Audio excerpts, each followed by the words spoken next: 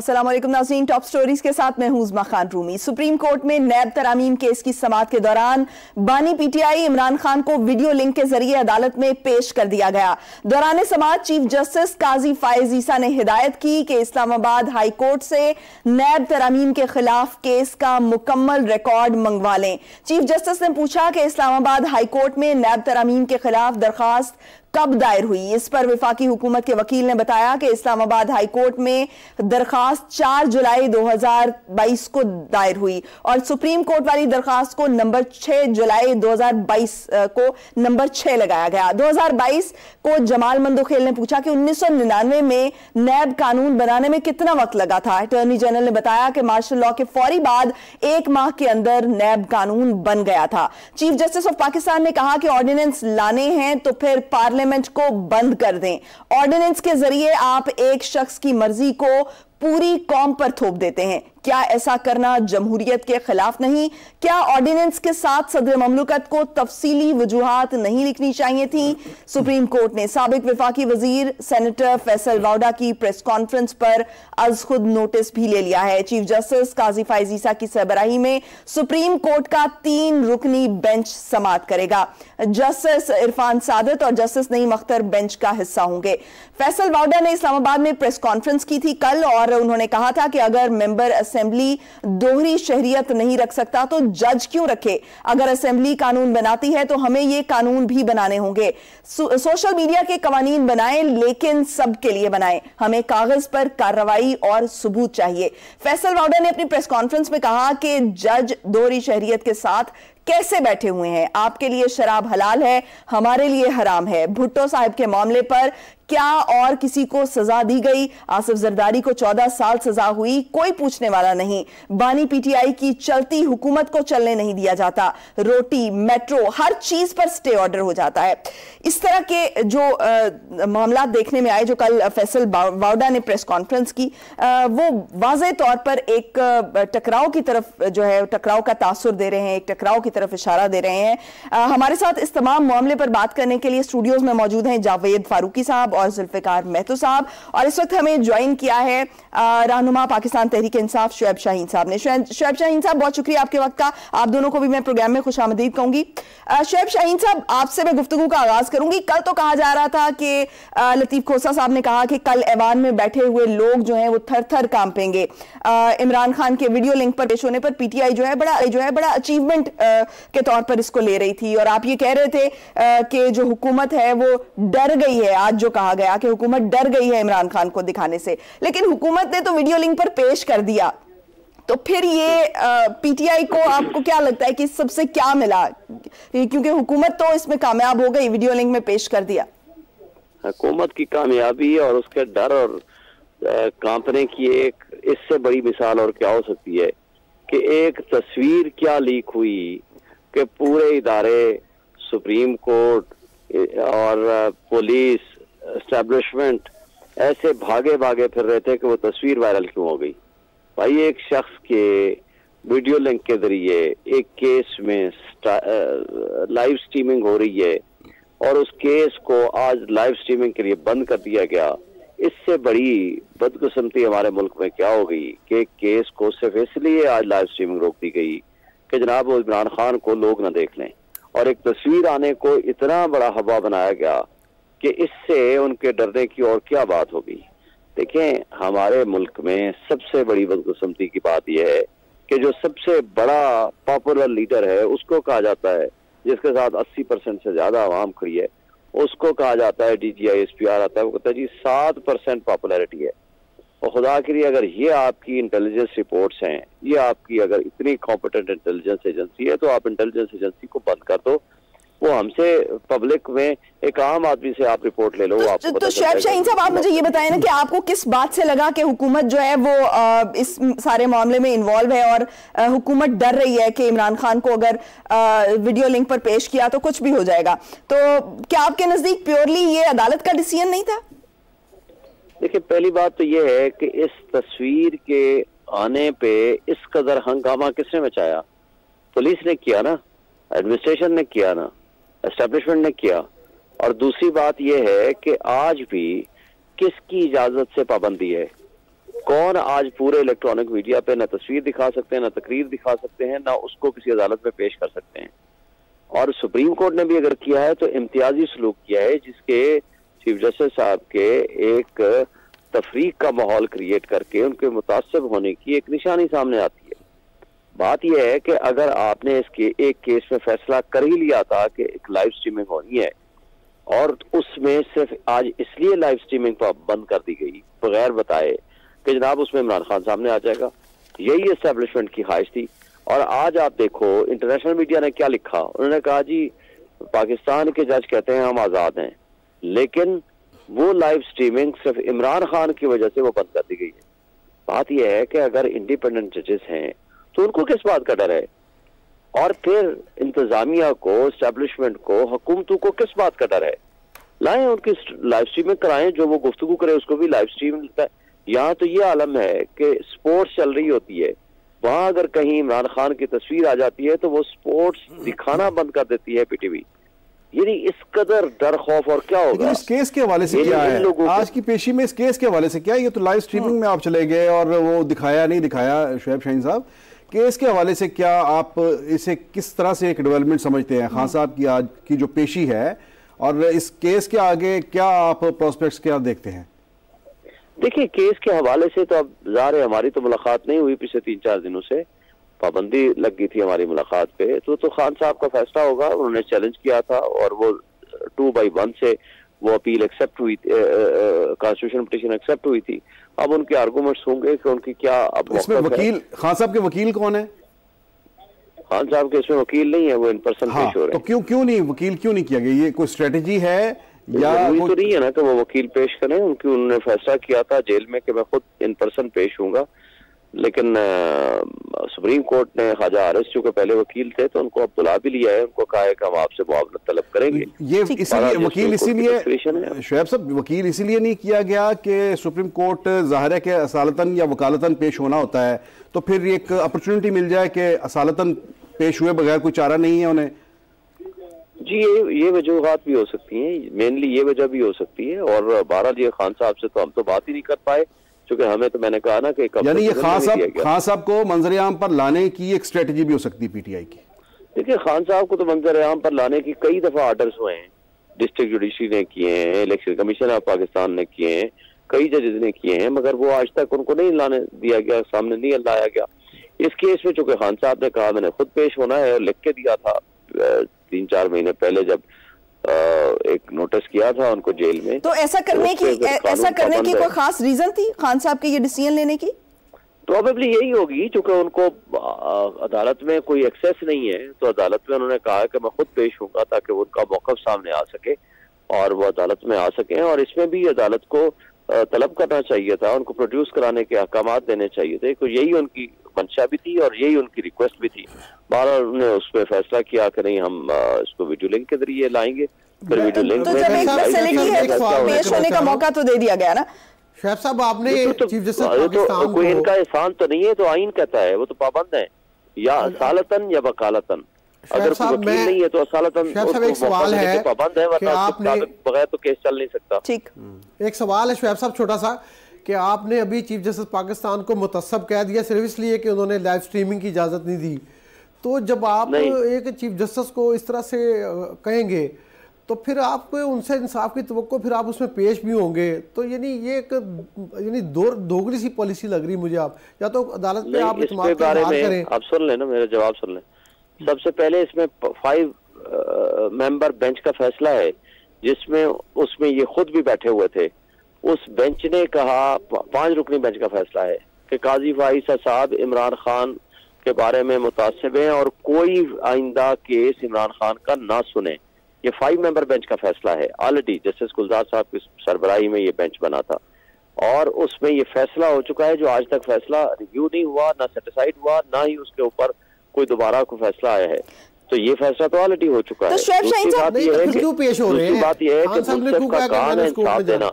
वो कसम उठा चुके हैं, अगर किसी एक पार्टी के बारे में आप तासुब रखते हैं तो उसके केस सुनना नहीं चाहिए, ये कोड ऑफ कंडक्ट कहता है। तो बाकी काजी साहब का अपनी डिस्क्रिप्शन है, वो सुनना चाहते हैं जरूर सुने, मगर इस पे चूंकि 5 मेंबर बेंच का फैसला ऑलरेडी फील्ड में है, अभी तक मौजूद है।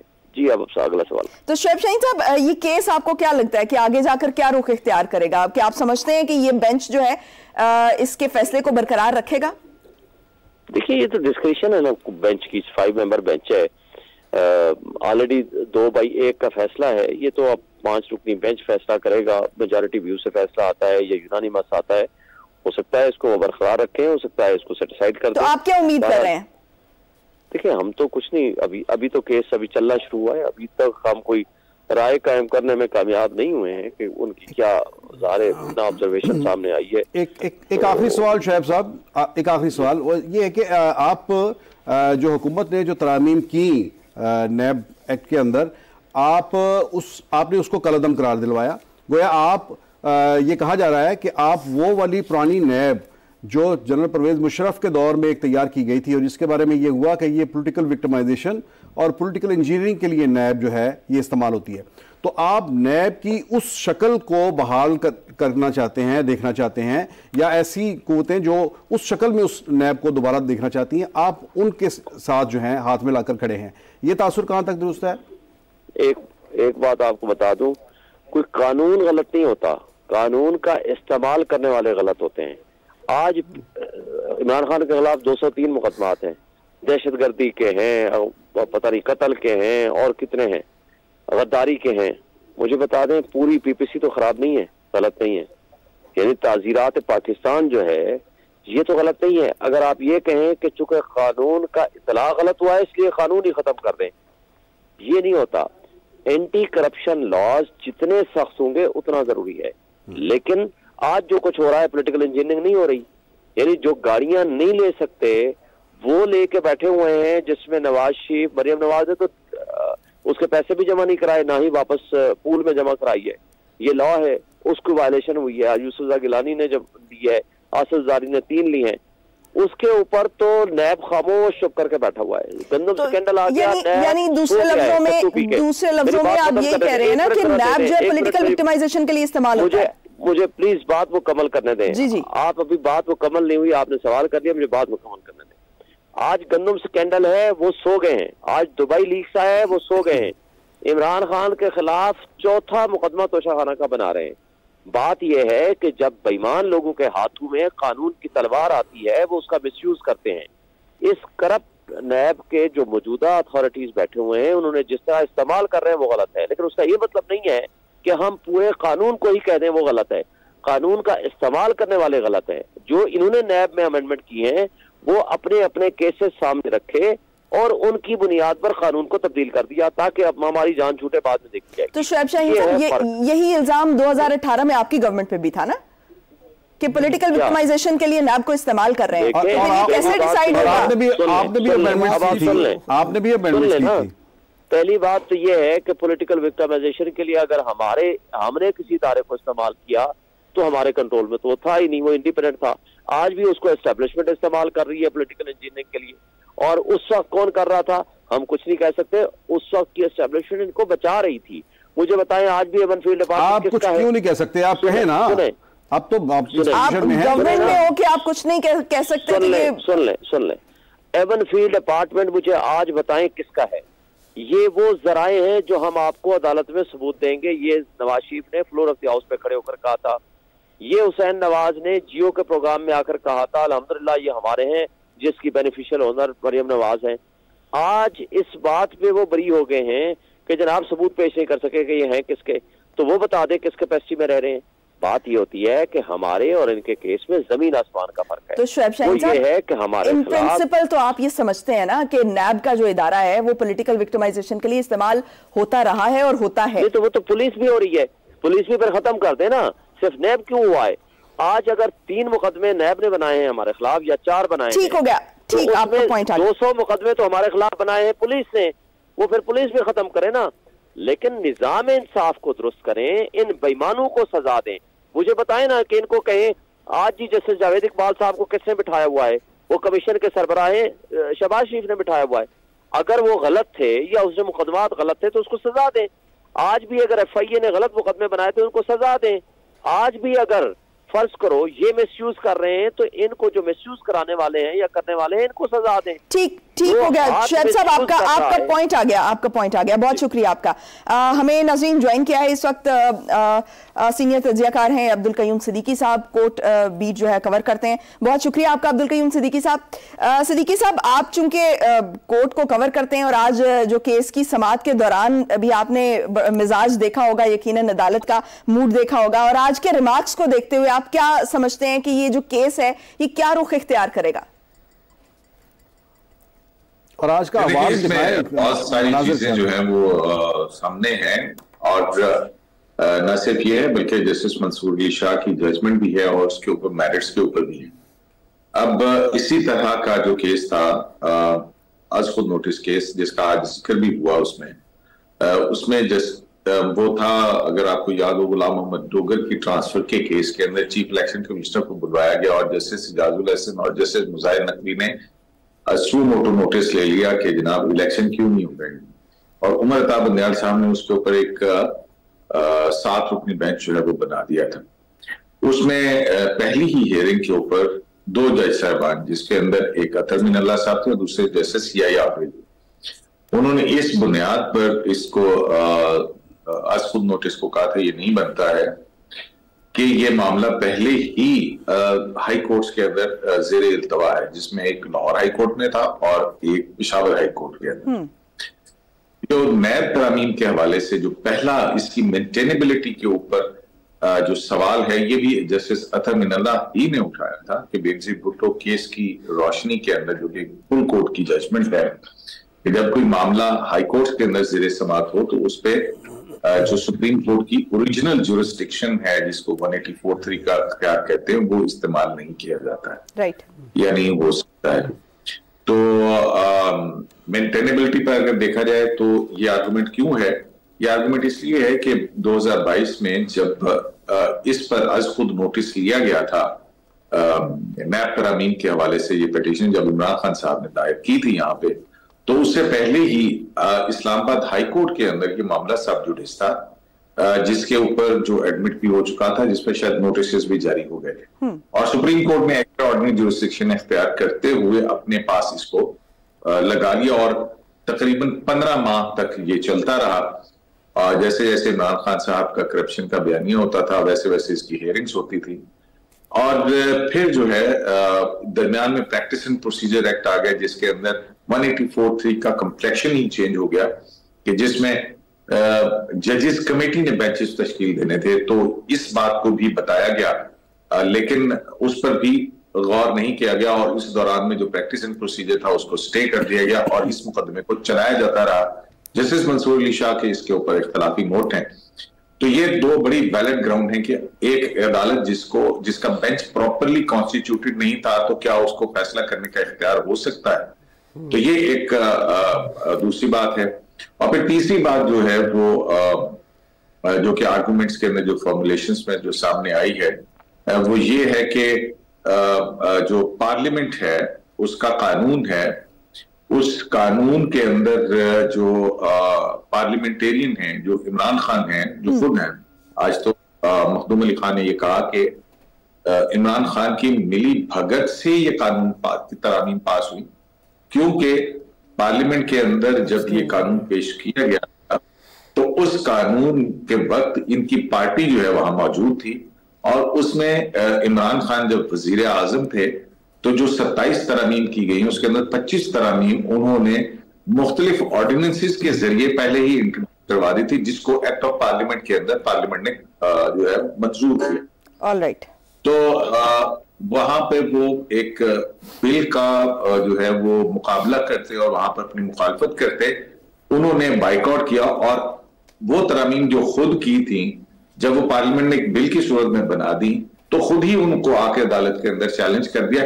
तो ये एक जो है उसका भी बड़ा अहम और स्ट्रॉन्ग नुक्ता है। तो जो ये 2 मेंटेनेबिलिटी के ऊपर और बेंच की तश्कील के ऊपर, तो ये 2 जो नुक्ते हैं ये बहुत ही अहमियत के हामिल हैं, क्योंकि अगर वो काबिल समाअत ही नहीं थी, ये 7 मेंबर बेंच का जो फैसला था, तो उसमें की सूरत में जो है फिर हम ये देखना होगा कि आया जस्टिस अतर मिनल्लाह अपने उसी फैसले के साथ स्टिक करते हैं, या आज जज साहबान जो है मुख्तलिफ व्यू इख्तियार करते हैं। बेनजीर भुट्टो के केस है जो कि 11 या फुल कोर्ट का है। तो ये सारी चीजें हैं जो देखनी होंगी। और फिर उसमें आज की जो समाअत थी उसमें बहुत सारी और चीजें भी हुई, और वो ये थी जो कि ऑब्जर्वेशंस थी कि जो आर्टिकल 89 है ऑर्डिनेंस जारी करने का इख्तियार। आपको याद होगा कि इमरान खान की हुकूमत के अंदर तकरीबन जो नॉर्मल लेजिस्लेशन के बजाय 85 के करीब ऑर्डिनेंस थे, और हम मजाक में कहा करते थे कि जो सदर अली हैं वो ऑर्डिनेंस फैक्ट्री हैं। अच्छा करीम सिद्दीकी साहब, ये बताएं कि एक तो इसकी टेक्निकलिटी है इस केस की जो आपने सारी बयान की, लेकिन इसके साथ साथ ज़्यादा लोगों का जो इसके ऊपर फोकस था वो जो बज़ाहिर जो ऑप्टिक्स जो होते हैं कि अच्छा इमरान खान जो है वो पर्दे सीमी पर आएंगे और उसके बाद पता नहीं वो क्या वो बोलेंगे, क्या भाषण देंगे, क्या तकरीर करेंगे। कुछ ये बातें लोग इनकी तवक्को कर रहे थे, ये नजरें लगाए बैठे थे। क्या हुआ क्या आज अदालत के अंदर? इमरान खान ने सामने आकर क्या किया? इमरान खान साहब की आज गूंगी पेशी थी। अगर जो मैं तो कानून का तरीकाकार क्या है उसमें इमरान खान दरखास्त गुजारते 15 महीने हमने इस मुकदमे को कवर किया। हमने नहीं देखा कि कभी इमरान खान जो है वो उस समाअत के अंदर खुद पेश हो। उनकी जगह ख्वाजा हारिस पेश हुआ करते थे, और ख्वाजा हारिस ने कोई अगर 40 समाअतें अगर हुई थी, टोटल तो 53 के करीब इस केस की समाअतें हुई। इसको 15 महीने तक लटकाया गया। उसमें जो है 26 या 27 हेयरिंग्स के ऊपर सिर्फ ख्वाजा हारिस ने ही अपने दलाइल दिए थे। तो ये बहुत अनप्रेसिडेंटेड है, और कई मरतबा वो उसके अंदर रेपुटेशन भी की थी। लेकिन जाहिर है उमरता बंदियाल साहब का बेंच था, सामने इमरान खान साहब के वकील खड़े थे और शाह महमूद कुरैशी साहब आया करते थे।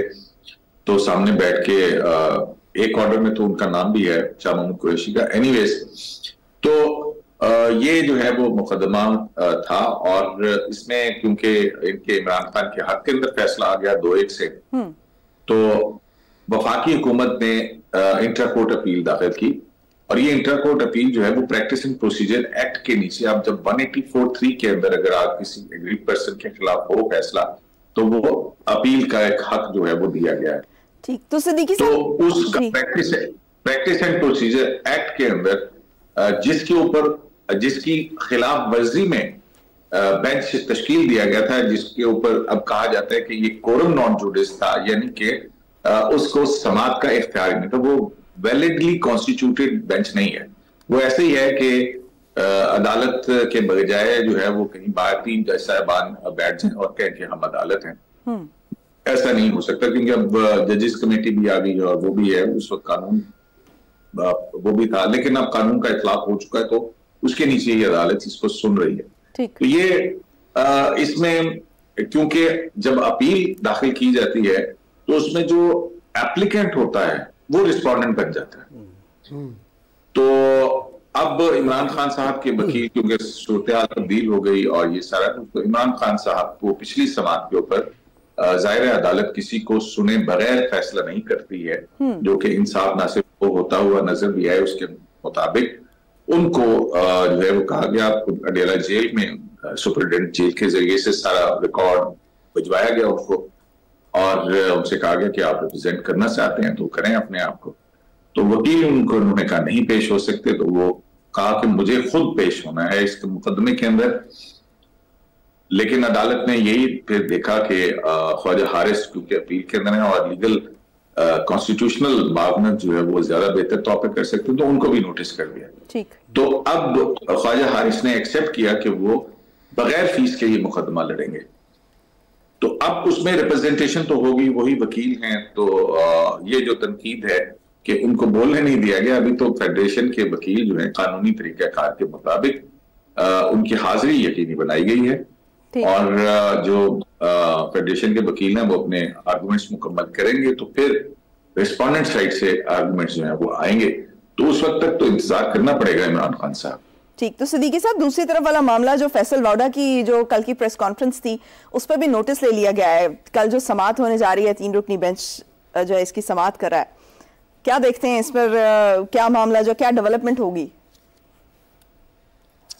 देखें, इसमें डेवलपमेंट कंटेम्प्ट ऑफ कोर्ट की ये अभी आज खुद नोटिस लिया है। इसकी कंटेम्प्ट की कार्रवाई अदालत कल देखेगी कि प्रिमा फेसाई का कंटेम्प्ट का केस बनता है या नहीं बनता है। तो अभी अटॉर्नी जनरल फॉर पाकिस्तान जो है उनको नोटिस किया गया है और जाहिर है कि रजिस्ट्रार का एक नोट है जिसकी बुनियाद पे ये उसको नोटिस लिया गया है। तो उस पे अदालत जो है वो देखेगी और अटॉर्नी जनरल की राय लेगी कि हाँ बताइए कि क्या प्रिमा फेसाई कंटेम्प्ट ऑफ कोर्ट बनती है या नहीं बनती है। और अटॉर्नी जनरल को सुनने के बाद अगर अदालत ये समझती है कि प्रिमा फेसाई कंटेम्प्ट ऑफ कोर्ट का केस है तो फिर कंटेम्प्ट ऑफ कोर्ट के कानून के नीचे वो फिर जो कंटेमनर होता है उसको फिर नोटिस जारी किया जाता है। अब नोटिस दो तरह के हो सकते हैं, एक तो ये है कि उनको शोकॉज नोटिस किया जाए, लेकिन कंटेम्प्ट ऑफ कोर्ट ऑर्डिनेंस के तहत जो 2003 है उसमें पहले एक नोटिस होता है, 7 दिन का वक्त आप दे दिया जाता है। अदालत उससे पूछती है कि आप क्यों ना आपके खिलाफ तौहीन अदालत की कार्रवाई की जाए, और अगर वो गैर मशरूत तौर पर माफी मांग ले तो इस हवाले से बहुत सारे हमारे सामने केसेस हैं जिसके अंदर इमरान खान ने जब इफ्तिखार चौधरी के दौर में शर्मनाक का लफ्ज इस्तेमाल किया था अदालतों के लिए, तब भी कंटेम्प्ट कार्रवाई हुई थी। अल्ताफ हुसैन ने एक अनवर ज़हीर जमाली साहब के हवाले से बहुत थ्रेटनिंग तकरीर की थी, उस पर भी कार्रवाई हुई थी इफ्तिखार चौधरी के दौर में। तो उन्होंने फरूक नसीम ने अल्ताफ हुसैन की तरफ से गैर मशरूत माफी मांग ली थी। इमरान खान के खिलाफ ज़ेबा चौधरी को धमकी देने के ऊपर भी हुई है, इस्लामाबाद को जलाने के ऊपर, और उस वक्त 25 मई को अदालती हुक्म की खिलाफ वर्जी के ऊपर वो हो सकता है कि उनको फैसला ना मिला हो। तो मुतअद्दिद ऐसे केसेस है जिसमें इमरान खान इस हवाले से रहे, और लेकिन लकीर है कि उनके खिलाफ कोई कंटेम्प्ट ऑफ कोर्ट की कार्रवाई नहीं हुई। ठीक, तो ये कंटेम्प्ट ऑफ कोर्ट का जो कानून है इसमें अगर वो जो मौजूदा चीफ जस्टिस है उन्होंने ये भी तो कहा था कि जजेस की कोशिश होनी चाहिए कि जो कंटेम्प्ट ऑफ कोर्ट के केसेस हैं इसमें रेस्ट्रेंट दिखाएं। एक ये उनके रिमार्क्स भी थे। नहीं, वो अगर आपको याद हो कि चीफ जस्टिस के खिलाफ चीफ इलेक्शन कमिश्नर ने एक प्रेस कॉन्फ्रेंस की थी और उसके बाद मीडिया से कुछ गुफ्तगू हुई थी चीफ जस्टिस ऑफ पाकिस्तान की, जब वो वहां पे मॉन्यूमेंट के मुआयने के लिए आए थे। तो हम साथियों ने उनसे पूछा था, वो रिकॉर्ड भी हुआ था उन दिनों, तो उनसे यही कहा गया था कि ये जुडिशरी को मलाइन करने के हवाले से आप कंटेम्प्ट की कार्रवाई करेंगे। तो चीफ जस्टिस ने कहा पर्सनली मैं जो है वो इसको इस तरह से इख्तियार को इस्तेमाल करने के लिए वो नहीं हूँ। अब वो क्योंकि उनका पर्सनल जाती मामला था तो वो एक और बात थी, लेकिन यहाँ पे जो फैसल बाउडा साहब ने जस्टिस तमन्ना के हवाले से कहा वो, लेकिन मैं दिलचस्प बात बहुत मैं यहाँ पे थोड़ा सा आपका 1 मिनट लूंगा, मुझे पता है कि मैंने काफी टाइम लिया आपका। श्योर बोलें। दिलचस्प अमल जो है ना वो होगा कि 3 कंटेम्प्ट के केसेस जो है वो इस वक्त हमारी अदालतों के अंदर चल रहे हैं, बहुत अहम, जिसमें 2 जो है वो इस्लामाबाद हाई कोर्ट में और तीसरा जो है वो अब सुप्रीम कोर्ट ऑफ पाकिस्तान में आ गया।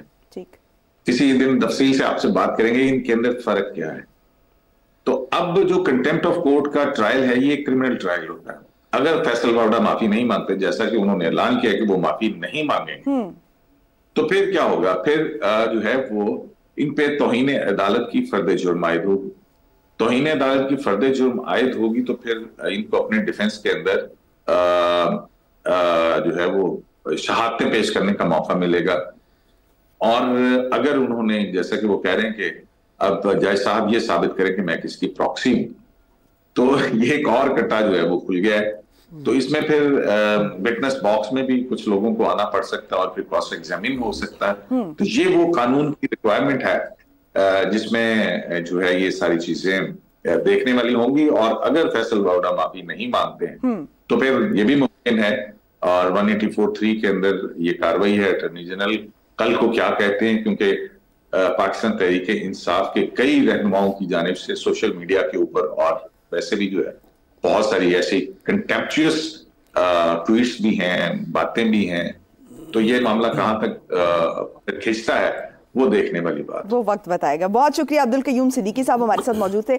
मेहतू साहब, जिस तरह से भी बात कर रहे थे सिद्दीकी साहब भी के अमूमन ये जो मामला होता है तौहीन अदालत का, जिसका अभी जिक्र किया जा रहा था कि गैर मशरूत माफ़ी पर इसकी सेटलमेंट होती है, लेकिन जो फैसल बावड़ा साहब हैं उनका आज का जो रवैया था उससे ऐसा लग नहीं रहा था कि वो माफ़ी मांगेंगे, और ये मामला किसी और तरफ लीड करता हुआ दिखाई देगा। तो आपको क्या लगता है कि ये मामला किस हद तक जा सकता है?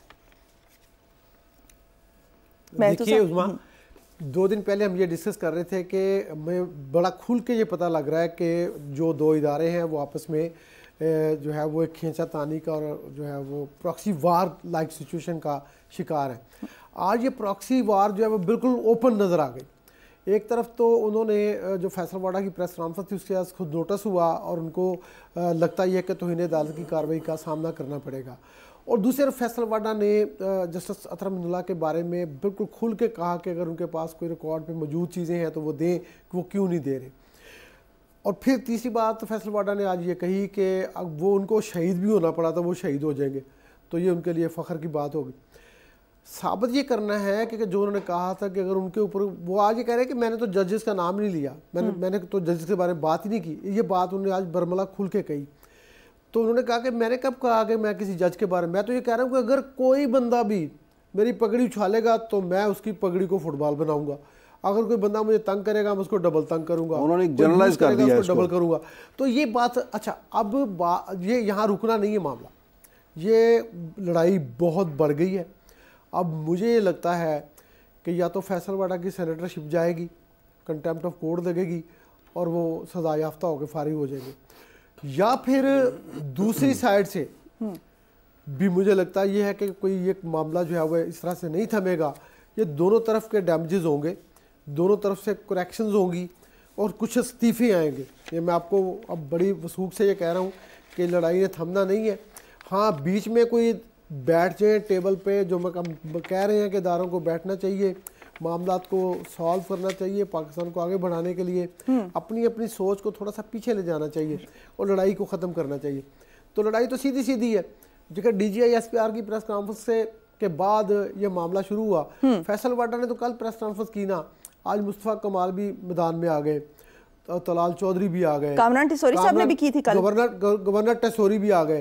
यानी ये सारी एक सीरीज जो है ये, यानी आप इसको देखें कि ये बिल्कुल ओपन सीक्रेट जैसी बात है। बच्चा भी इस बात को समझ रहा है कि ये सारा कुछ क्या हो रहा है, किसको डिफेंड किया जा रहा है और किसको जो है वो दीवार के साथ लगाने की कोशिश की जा रही है। और दीवार के साथ लगने वालों ने जब रिबाउंड मारा है तो अब कल जो पेशी होगी उसमें बहुत सारी बातें क्लियर होंगी। तो फारूकी साहब, ये मामला हल होगा कोई किस तरह जाएगा? असल बात ये है कि जितना भी बिगाड़ है, जो कुछ भी है, इदारों ने किस तरह से काम किया है, कौन से इदारे ने किस तरह से काम किया, जितने भी स्टेक होल्डर्स हैं इस सारे खेल के अंदर, इस पावर स्ट्रक्चर जितना है इसके अंदर, इस्टेब्लिशमेंट है, सियासतदान है, अदलिया है, ये तमाम लोगों ने हर दौर में अपना अपना हिस्सा डाला है मसाइल की खराबी में, मामलात की खराबी में। अच्छा, अब जहाँ से अगर कोई ठीक करना शुरू करता है तो उसको उसके माजी याद दिलाकर उसके हाथ रोकने की कोशिश की जाती है। वो क्या शेर है एक ज़फ़र इक़बाल साहब का, इसी खातिर हमेशा मोतबर होने से डरता हूँ, उसी दामान पहुँचेंगे मुझे ना मोतबर करने, इसी खातिर हमेशा मोतबर होने से डरता हूँ। कि वो जब अदलिया काम करने लगती है, कुछ ठीक करने लगती है, तो फैसलवाड़ा कह देते हैं कि आपने उस वक्त रात के वक्त अदालत खोलकर इमरान की हुकूमत को गिराया था, फला वक्त में नवाज शरीफ को सजा दी थी, भुट्टो को फांसी दी थी। अच्छा, अगर सियासतदान कुछ करने लगते हैं तो इमरान खान, तो नवाज शरीफ को ज़िया का दौर याद करवाया जाता है, पीपल्स पार्टी को अयूब का दौर याद करवाया जाता है, गौहर अयूब को के बेटे को उसके बाप का दादा का दौर याद, तो कहीं से भी नहीं होता। एक बात और, एक अब इसमें जो सबसे ताकतवर इदारा है यानी पार्लियामेंट, वो बेचारी सबसे ज़्यादा कमज़ोर और मासूम शक्ल में एक साइड पे बैठी हुई है।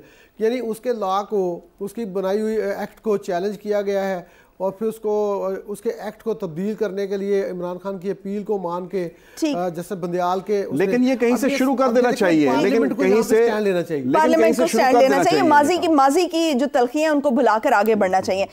कौमी असेंबली में कोई एक वाकया भी आज जो है वो पेश आया। कौमी असेंबली के इजलास में काफ लीग के रहनुमा तारिक बशीर चीमा की जानिब से जरताज गुल को नाजेबा अल्फाज कहने पर सुन्नी इत्तेहाद कौंसिल के अरकान ने हंगामाराई की और एहतजाज किया, और इस इजलास के दौरान सुन्नी इत्तेहाद कौंसिल ने तारिक बशीर चीमा की तकरीर के दौरान एहतजाज किया। तारिक बशीर चीमा की तकरीर के दौरान जरताज गुल बहावलपुर का जिक्र करती रही, वो उन्हें बहावलपुर यूनिवर्सिटी तस्वीर स्कैंडल का हवाला देती रही। इस दौरान तारिक बशीर चीमा ने जरताज गुल की नशिस्त पर जाकर मुबैना तौर पर कुछ नाजेबा अल्फाज कहे। कौमी असेंबली इजलास में तल्ख कलामी के बाद काफ लीग के रहनुमा तारिक बशीर चीमा ने पीटीआई रुकन जरताज गुल से माफी मांग ली। जराये का यह कहना है कि जरताज गुल ने तारिक बशीर चीमा की माफी कबूल कर ली है। स्पीकर कौमी असेंबली सरदार अयाज सादिक ने दोनों के दरमियान ये मामला जो था इसको खत्म करा दिया। बड़ी अच्छी प्रेसिडेंट एक कायम की, एक मिसाल कायम की फारूकी साहब, तारिक बशीर चीमा साहब ने। लेकिन आपको नहीं लगता कि ये जो रिवायत पड़ गई है कि पार्लियामेंट में ख़वातीन एक सॉफ्ट टारगेट होती हैं, आप बड़ी आसानी से उनको टारगेट कर सकते हैं, तो आप उनके लिए कोई भी नाजेबा अल्फाज या कोई नामों से पुकार दिया जाता है, तो ये इस ट्रेंड का जो है वो खात्मा होना चाहिए। ये रिवायत इस तरह से इसको आगे प्रोलॉन्ग नहीं करना चाहिए। हाँ, चीमा साहब बड़े पुराने सीजन पॉलिटिशियन हैं और एक बुनियादी पोलिटिकल वर्कर हैं। हमने तो कहा था कि उन्हें अगर वो हमें प्रोग्राम में ज्वाइन कर लें, अगर उन्होंने ज्वाइन कर लिया है तो हम उनसे बात करें। उनसे ये तवक्को नहीं की जाती थी। बड़े वो जोशीले हैं, अगरचे बड़े दबंग किस्म के हैं, लेकिन ये आज का जो वाक़या है इसने काफ़ी बैड टेस्ट किया है। इससे पहले ही जो पार्लियामेंट के अंदर कोई इतना अच्छा माहौल नहीं है। पीटीआई के अरकान जो हैं वो अभी तक इलेक्शन के बाद धांधली का शोर ही नहीं ख़त्म होता। और जब पिछली पार्लियामेंट्स के अंदर भी यही कुछ होता था, जब भी इलेक्शन होता है उसके बाद अगले साल 2 साल तो अपोजिशन जो है वो धांधली का शोर मचाती रहती है। अब भी अगर ये चीज़ें कुछ, अब लगा था कि कुछ चीज़ें जो हैं वो स्ट्रीमलाइन होने लगी हैं, तो उसमें आज का ये जो वाक़या है इसने काफ़ी हमारे जैसे जो प्रो डेमोक्रेसी जो लोग हैं, हम ऐसी बातों से मायूस होते हैं। ये ऐसी बात नहीं है कि पार्लियामेंट्स के अंदर ये हंगामा रही होती है, ये क्यों होती है। दुनिया भर की जो बड़ी बड़ी मैच्योर डेमोक्रेटिक कंट्रीज़ जो हैं वहाँ पर भी ये काम होते हैं, जहाँ पर आप देखते हैं कि शरह खानगी बहुत ज़्यादा है, बड़ी पुरानी तारीख है डेमोक्रेसी की, वहाँ पर भी वो लाते घोंसे चल जाते हैं। लेकिन फारूकी साहब, अगर इस तरह के नाजेबा अल्फाज इस्तेमाल किए जाएंगे, क्योंकि लीडरशिप जो है उसकी बड़ी रिस्पॉन्सिबिलिटी बनती है, उनकी फॉलोइंग होती है, लोग उनको फॉलो करते हैं, उनके लीडर्स होते हैं, तो लीडर्स की एक बड़ी जिम्मेदारी बनती है कि वो कम से कम इस तरह के मामला जो हैं वो पार्लियामेंट हाउस पे, जहाँ पे आपको देखा जा रहा है, आपको सुना जा रहा है, आप इस तरह से बिहेव ना करें। और ख़ास तौर पर फिर ये होता है, जैसे मैंने कहा कि ये बातें जो हैं जिनकी मैंने मिसाल दी, उनको कोई मिसाल बनाकर हम नहीं ले सकते कि अच्छा वहाँ होता है तो यहाँ वही होना चाहिए, नहीं होना चाहिए। वक्त गुजरने के साथ साथ हमें अपने आप को बेहतर करना है, ना ये कि हम पीछे की तरफ जाएं। और फिर ख़ास तौर पर ख़वातीन के हवाले से तो बिल्कुल भी ऐसा नहीं होना चाहिए। ये मतलब ये कि डिस्क्रिमिनेटरी इस किस्म का जो रवैया है, इससे जो एक एफर्ट है कि जिसके अंदर ये कि ख़वातीन आगे आएँ। आज देखें, जिस वक्त ये वाक़या हुआ उस वक्त शैला रज़ा चेयर कर रही थी, और एक तरफ ये भी कोशिश की जाती है कि ख़वातीन को अहमियत दी जाए। ख़वातीन की नुमाइंदगी पार्लियामेंट में इसलिए है कि उनका रोल जो है वो डेमोक्रेसी के अंदर और इन ऐवानों के अंदर बढ़ाया जाए।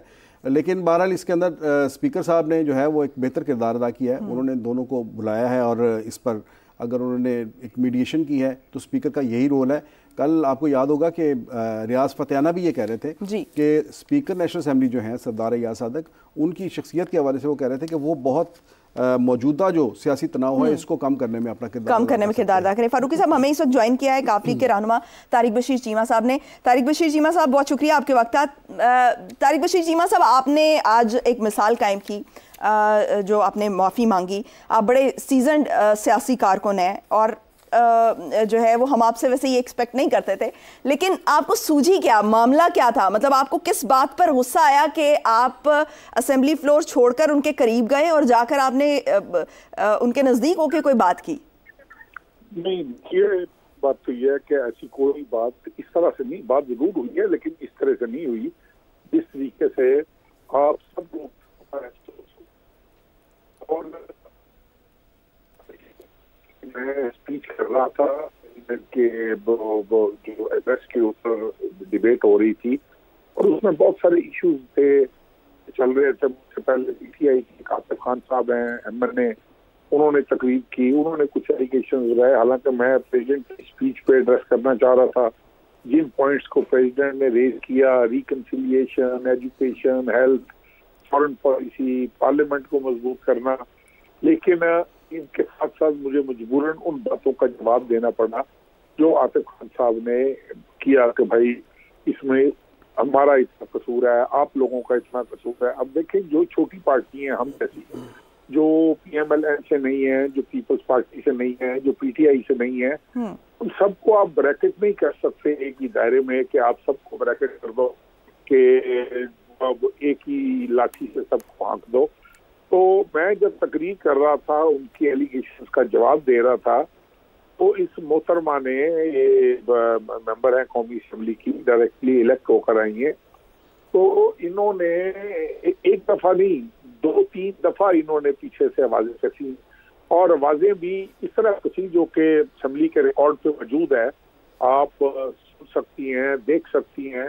और इन्होंने कहा कि आप इमरान खान की फिक्र छोड़ो, उसकी करप्शन की बात मत करो, अपने बेटे की फिक्र करो, उसका यूनिवर्सिटी वाले स्कैंडल की फिक्र करो। हालांकि देखें, एक चीज जिसका कोई सर हो, एक सहाफी है इकरारुल हसन, मैं आज भी कहता हूँ ये ज़बान ज़द-ए-आम है कि उसने पैसे लेकर एक वीलॉग किया और मैंने उसके खिलाफ 3 दावे किए। मैं आज तक अदालत, वो एक स्टे ऑर्डर के पीछे छुपा होगा कराची में, कराची की एक कोर्ट से उसने स्टे ऑर्डर लेकर वो छुपा हुआ है, वो अदालत में पेश नहीं हो रहा। खैर उसके ऊपर फिर मैंने जुडिशियल कमीशन बनवाया कि ये एलिगेशन लगा है, इलेक्शन सर पर हैं, ये हमारी शोहरत खराब करने का मुतरादिफ है। अल्लाह का शुक्र है आज तक नहीं आ रहा, मैं जीतता आ रहा हूँ। मैं ये फॉर्म 47 फॉर्म 45 वाला एमएनए नहीं हूँ, मैं लोगों के वोटों से इलेक्ट होकर आया हूँ। और यही बात मैंने बैरिस्टर गौर को भी कही, वो मेरे वकील रह चुके हैं, मेरा उनके साथ बड़ा अच्छा ताल्लुक है। लेकिन जब ये इन्होंने कहा तो मेरे लिए ये नाकाबिले बर्दाश्त बात थी। और मैं देखे, ये तो आज बात हुई है ना, आइंदा भी अगर कोई मेरी फैमिली, मेरे बेटे, मेरे बच्चे या मेरे किसी ऐसे मामले में मुदाखलत करेंगे without any justification, without any verification, without knowing the facts, तो मैं मजबूर हो जाऊंगा जवाब देने के लिए। नहीं, आप बिलाशुबा जवाब दें तारिक बशीर चीमा साहब, बिलाशुबा आप जवाब दें, ये आपका राइट है कि आप जवाब दें, आप इख्तिलाफ करें, ये आपका राइट है, लेकिन नाजेबा अल्फाज से अवॉइड करें क्योंकि आप लीडर्स हैं, कौम आपको जो है, आपको देखे ना मोहतरमा, मेरी गुजारिश सुने ना, आपको किसने कहा कि मैंने नाजेबा अल्फाज इस्तेमाल किए? ये आज सारा दिन पोर्ट्रेट यही होता रहा है, ये तो आप लोगों इसीलिए तो मैंने आपको क्लैरिफिकेशन देने के लिए प्रोग्राम में शामिल किया। जो मर्जी आप पोर्ट्रेट कर दें, मैंने अपनी तकरीर में उनको ये कहा कि मुझे तकरीर खत्म कर लेने दो, और मैं उसके बाद अगर आपका कोई क्वेश्चंस है, कोई आपके ज़हन में कोई बात है, तो मैं कोशिश करूंगा कि मैं आपका अभाम दूर करूं, आपकी तकलीफ को मैं दूर करूं। उसके बाद मैं वहां से गया हूं, मैं अली मोहम्मद खान साहब मेरे दोस्त हैं, गौर खान मेरे दोस्त हैं, मैं उनके पास गया। उसके बाद मैं बाहर आ रहा था क्योंकि मुझे आज घर जाना था, और जब मैं करीब से गुजरा तो एक बड़ी ही अजीब सा उन्होंने कहा कि मुझे आपसे ये तवक्को नहीं थी कि आपका बेटा जो है वो आप उसका साथ दोगे। मैंने कहा टू हेल्प विद यू, और ये लोग तो आपको जानते हैं कि नहीं जानते, मैं आपको बहुत जानता हूँ, I will expose your politics, I will expose you. मैंने ये जरूर कहा है। आपने एग्जैक्टली ये अल्फाज इस्तेमाल किए। एग्जैक्टली भाई, आप देख रहे, मैंने स्पीकर को 20 दफा चैलेंज किया है, ठीक, मैंने स्पीकर को चैलेंज किया कि अब वीडियो लगा कर देखो। तो फिर आपने माजरत किस बात पे की तारिक बशीर चीमा साहब, फिर माजरत किस बात पे करना पड़ेगा? एक और मेरी अब गुजारिश सुन, जब आपने मेरे से बात किया तो एक मुझे दे दें। जी जी बोलिए। औरत होने के नाते देखिए, आपको इख्तियार हासिल है कि औरत की रिस्पेक्ट होनी चाहिए, एहतराम होना चाहिए, लेकिन औरत कार्ड खेलना जो है ना कि जी मैं क्योंकि औरत हूँ, मैं जो मर्जी कह लूँ, अगला आदमी चुप करे क्योंकि वो मर्द है, वो मेरे आगे नहीं बोल सकता, मैं जो गाली दूं, दूसरी बात करूं, एलिगेशन लगाऊं, उसका सत्यानाश कर दूं, मैं रोक गोई का साथ लेते हुए। लेकिन इसके बावजूद मुझे स्पीकर साहब ने कहा कि ये हाउस की सैंक्टिटी का मामला है, आप मेहरबानी करें, आप बड़े हैं, वो छोटी है, आप उनसे कहें कि अगर आपकी दिल आजादी, ये एक सेंटेंस मैंने उनको कहा है, अगर आपकी दिल आजारी हुई है तो I feel sorry for that, that's it. ठीक, उन्होंने कहा थैंक यू वेरी मच। वो अपने घर में, अपने घर, और यहाँ मैं जुल्फकार बोल रहा हूँ, मैं कुछ एक हटके एक सवाल करना चाह रहा हूँ आपसे। जी जी जी बस वो ये है कि वो गंदम की जो इम्पोर्ट है उसका वो कह रहे हैं कि स्कैंडल है, और इसकी पहली समरी चूँकि आपने बतौर मिनिस्टर फूड सिक्योरिटी उस वक्त मूव की थी उस कैबिनेट को, तो ये सर में क्या मामला क्या है, ये क्या स्कैंडल है? कैबिनेट को समरी नहीं जाती, कैबिनेट को समरी उस वक्त जाती है जब ईसीसी उसको मंजूर कर देती है, ईसीसी उसकी अप्रूवल दे देती है, फिर वो कैबिनेट सेक्रेटेरिएट में चली जाती है और नेक्स्ट कैबिनेट का जो इजलास होता है उसमें वो पुटअप हो जाती है। अच्छा, हमें अब देखिए गंदम इतना बड़ा अहम इशू है, और मुझे नहीं समझ लग रही कि ये भी मीडिया के अंदर जो है ना वो प्रॉपरली देखे, इतना बड़ा इशू है, मीडिया को तो चाहिए कि इसमें किसानों का साथ दें। अब गंदम की इंपोर्ट कैसे होती है भाई? गंदम की इंपोर्ट इस तरह होती है कि फेडरल गवर्नमेंट उसको इंपोर्ट नहीं करती, प्रोविंशियल गवर्नमेंट्स सूबे जो हैं वो अपनी डिमांड भेजते हैं, स्टेट भेजता है, पंजाब भेजता है के बलूचिस्तान कि जी ये हमारी डिमांड है, हमारी गंदम शॉर्ट है, इतनी गंदम जो है खुदा ना खास्ता अगर गंदम पूरी न हुई तो हमारे पास बफर स्टॉक में इतनी गंदम मौजूद होनी चाहिए, तो हम वो इंपोर्ट करते हैं with the approval of ECC and finally with the approval of federal cabinet. जी ये सूबों की डिमांड आई है, हमने एक समरी भेजी, मैं उस मीटिंग में शामिल था। मुझसे ईसीसी ने पूछा कि आपके ख्याल में कितनी गंदम पड़ी हुई है स्टॉक में। मैंने कहा जी मेरे ख्याल में सफिशिएंट गंदम पड़ी हुई है, ये सूबों की डिमांड है और हमारे पास फॉरेन एक्सचेंज की कमी है, we are facing financial constraints, तो मैं समझता हूँ कि हमें थोड़ा सा इंतजार करना चाहिए। ठीक, और उसके बाद हम देखेंगे कितना आपने कहा था कि कितनी मंगवानी है, क्योंकि 35 लाख टन आई है ना। मेरी आप पहले गुजारिश सुन लेना भाई, वो समरी रिजेक्ट हो गई। मैंने उन्हें कहा कि 1 किलो मंगवानी है, मैंने उन्हें कहा कि 1 लाख किलो मंगवानी है। 10 लाख टन की समरी।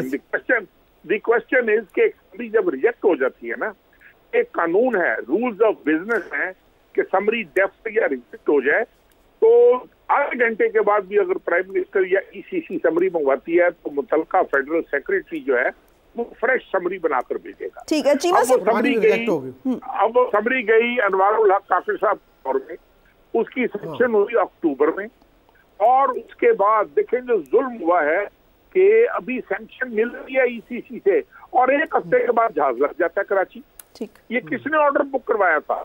वो तो टीसीपी को कहा था ना, वो तो प्राइवेट सेक्टर ले आया। चले ये बताएं, इसका चीमा साहब कुछ होगा, किसी तरफ लगेगी ये बात या ये ऐसे ही दफन हो जाएगा, मिट्टी पाव काम होगा? नहीं लगेगा ना, अगर नहीं लगेगा ना, एक भाई ध्यान में रखिए कि अगर किसान आपसे मरता है ना तो ये 3 साल मिनिमम 3 साल का साइकिल है, वो अगले साल गंदम देखें, ये बहुत बड़ा माफिया है। अब ठीक, ये चीमा साहब हम ये पूरे इस मामले पर जो है वो अलग से प्रोग्राम रखेंगे और उस पर जो है वो आपको इनवाइट करेंगे। इस वक्त बिल्कुल अलग सेशन रखेंगे और इस पे हम डिटेल्ड बात करेंगे। बहुत चीमा साहब आज हमें वक्त देने के लिए। नाज़रीन, आज तारिक बशीर चीमा साहब ने इस तमाम मामले को क्लैरिफाई कर दिया और उन्होंने बताया कि जो उन्होंने अल्फाज इस्तेमाल किए वो मंजर आम पर ले आए हैं और उन्होंने ये कहा कि जो माफ़ी मांगी गई है वो एक गुडविल जेस्चर के तौर पर मांगी गई है। आप दोनों को भी मैं प्रोग्राम में शुक्रिया अदा करूंगी और आज के लिए नाज़रीन इतना ही। अगले हफ्ते आपसे दोबारा मुलाकात होगी। मुझे दीजिए इजाजत, पाकिस्तान की हमेशा पाइंदगी की दुआ के साथ। अल्लाह हाफ़िज़ नासिर।